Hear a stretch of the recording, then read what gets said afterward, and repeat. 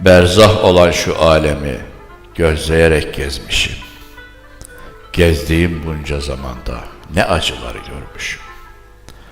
Ben seni kendime can yoldaşı bilmişim. Bağladın gözlerimi çözülmez diyor. Nice çiçekleri gerçek sanmıştım. Renklerine bakıp hep aldanmışım. Nihayet balın hasını sende bulmuşum. Kırdın kanadımı, uçmaz şu gönlüm.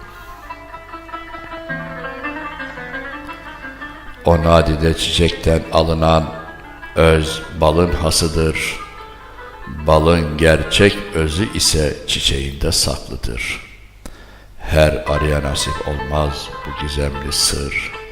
Yok ettin duyularımı, sarhoşum şimdi.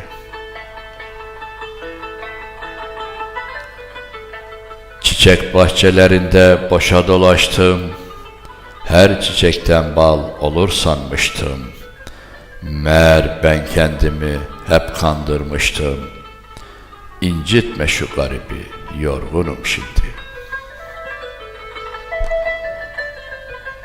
Seni tüm çiçeklere sorarak buldum.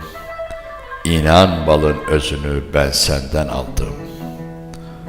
Ömrümün güzel yıllarını sende yaşadım. Sormayın keyfimi, mutluyum şimdi. Mutluyum şimdi.